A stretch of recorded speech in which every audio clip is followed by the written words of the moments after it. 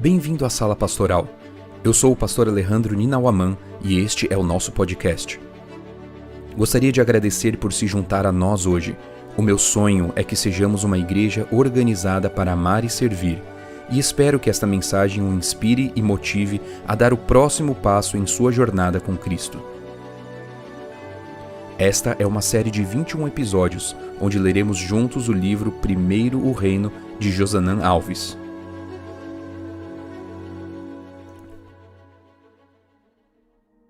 Capítulo 10. Sim, eu amo a mensagem da cruz. Senhor Jesus, você é minha justiça, eu sou seu pecador. Você tomou sobre si mesmo o que é meu e me deu o que é seu. Martinho Lutero.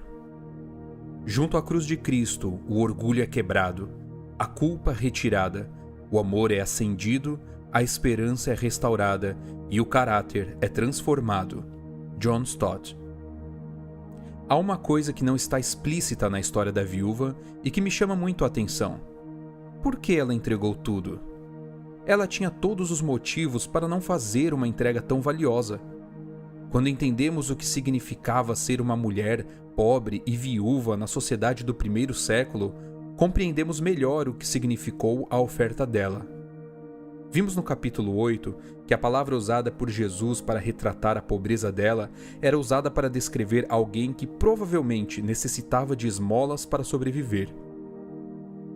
Além disso, dizer que alguém era uma viúva pobre naquele tempo era quase um provérbio para fazer referência a alguém que vivia em extrema necessidade. Então a pergunta permanece: por que ela fez o que fez? Meu objetivo não é especular sobre os motivos que a levaram a fazer uma entrega tão extrema. Por isso, gostaria de apresentar uma citação inspirada do livro Conselhos sobre Mordomia, que nos oferecerá uma resposta para essa pergunta. Jesus estava no pátio, onde se encontravam as caixas de oferta, e observava os que iam ali depositar seus donativos. Muitos ricos levavam grandes somas de dinheiro, que apresentavam com grande ostentação. Jesus os contemplava tristemente, mas não fez comentários sobre suas generosas ofertas.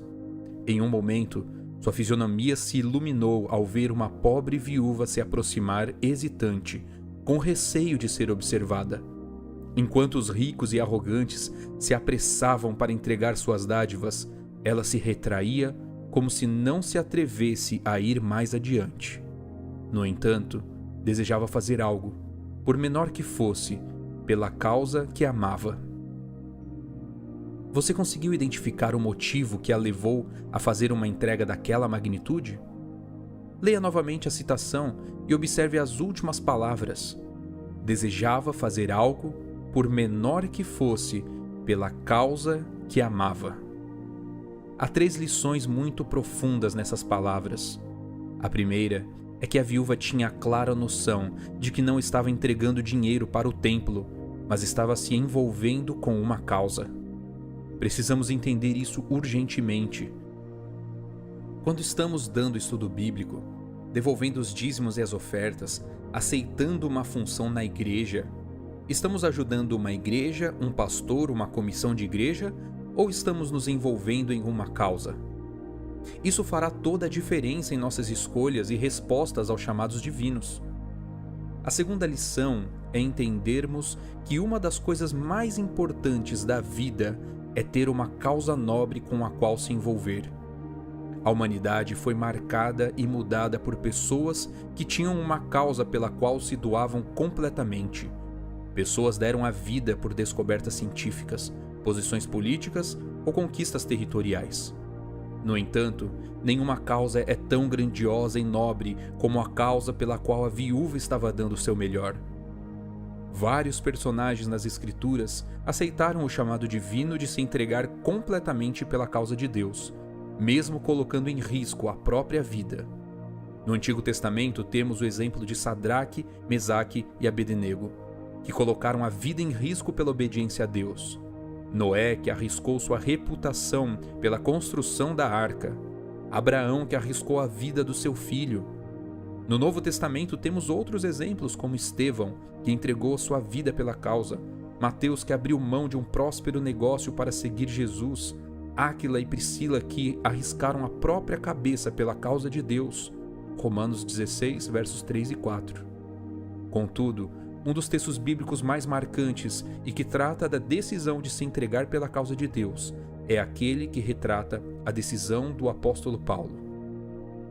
Ele estava indo para Jerusalém e parou em Cesareia por alguns dias.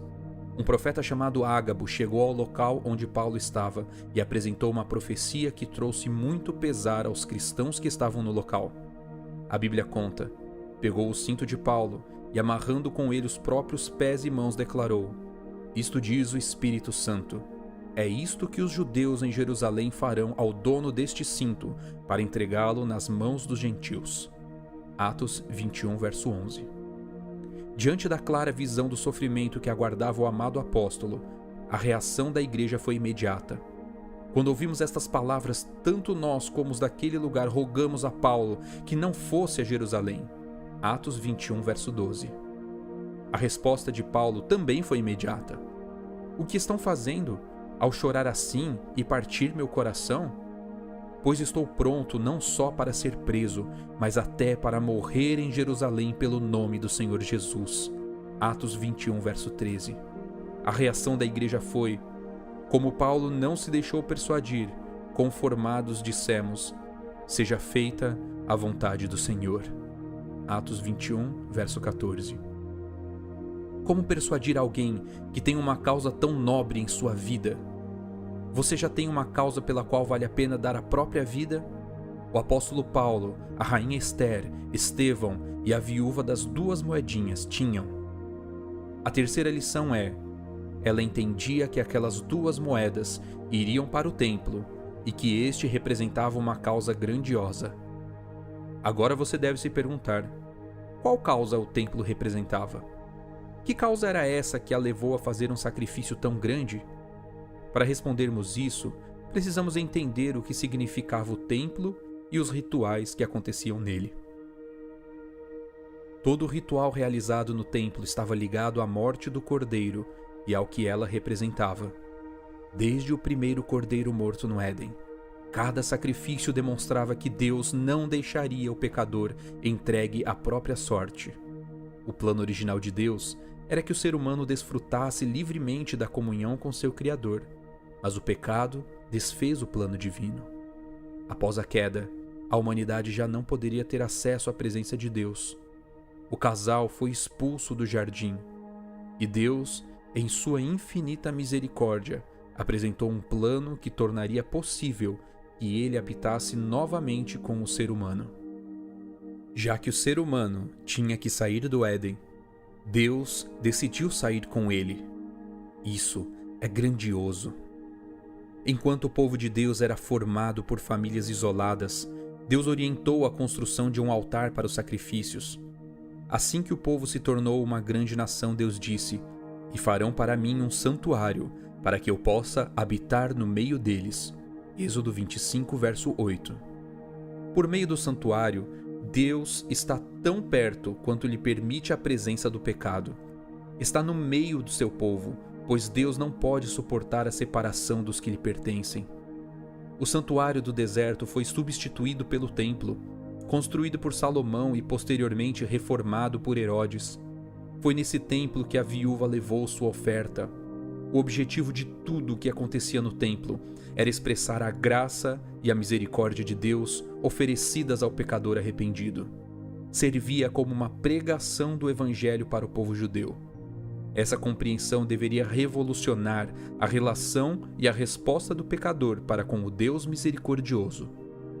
Agostinho de Hipona, ao descrever sua experiência após a compreensão da misericórdia de Deus, escreveu as seguintes palavras: "Tu me chamaste, gritaste por mim e venceste minha surdez.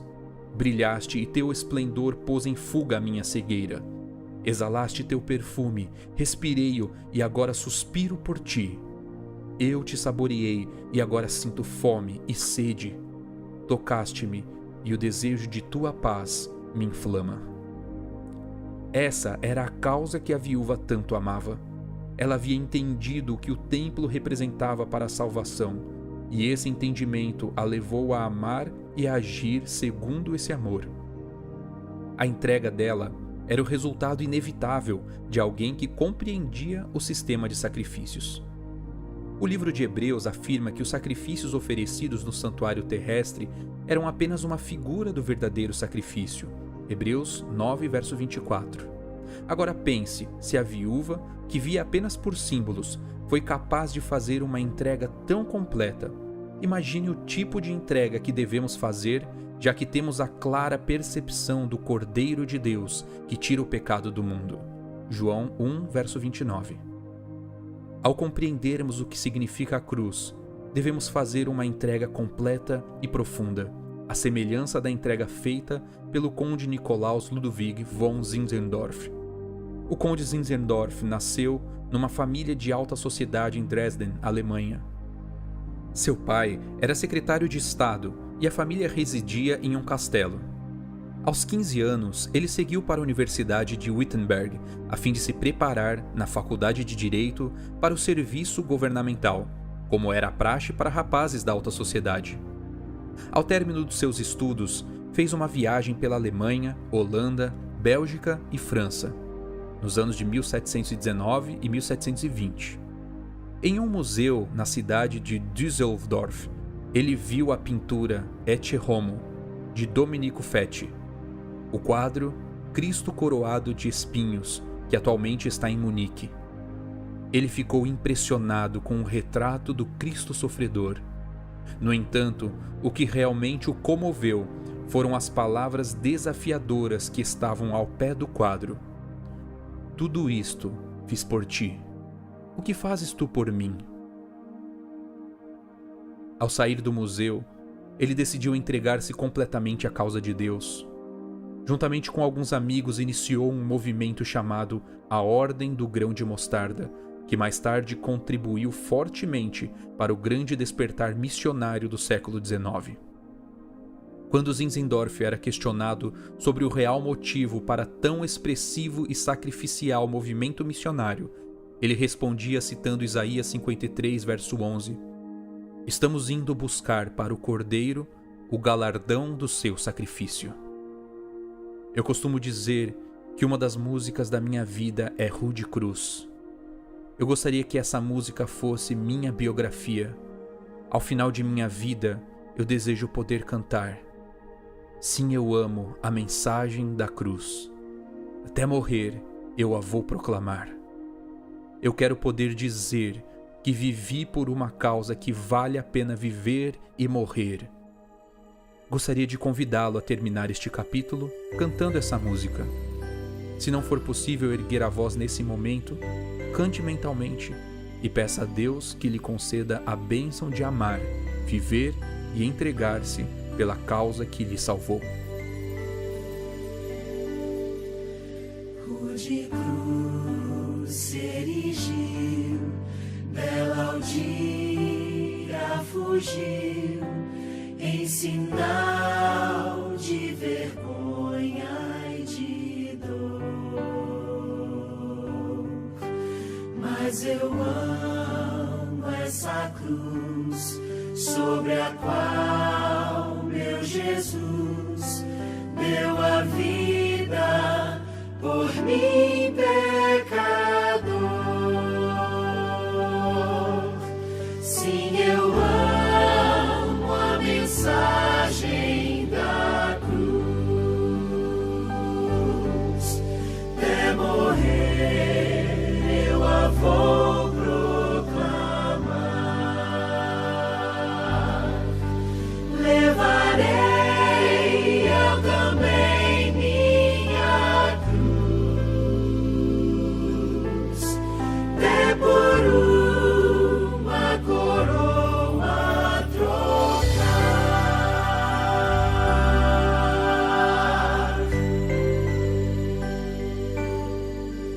Desde a glória dos céus, o Cordeiro de Deus ao Calvário humilhante baixou.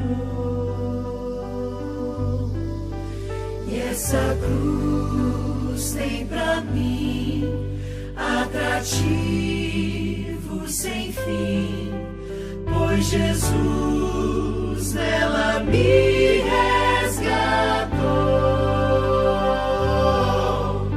Sim, eu amo a mensagem da cruz. Até morrer eu a vou proclamar.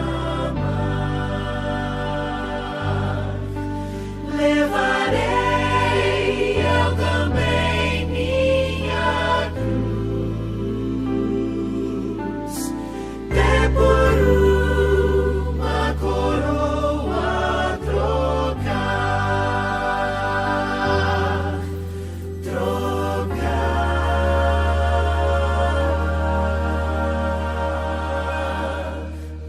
Eu aqui com Jesus, a vergonha da cruz, quero sempre levar e sofrer. Ele vem me buscar e com ele no lar uma parte na glória hei de ter. Sim, eu amo a mensagem da cruz. Até morrer eu a vou proclamar. Levarei eu também minha cruz, até por uma coroa trocar.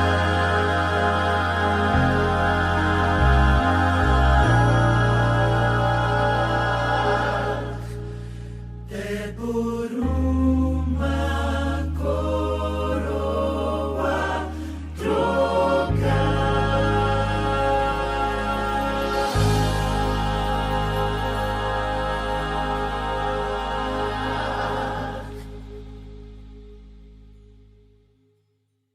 Este capítulo teve a narração de Alejandro Ninauaman.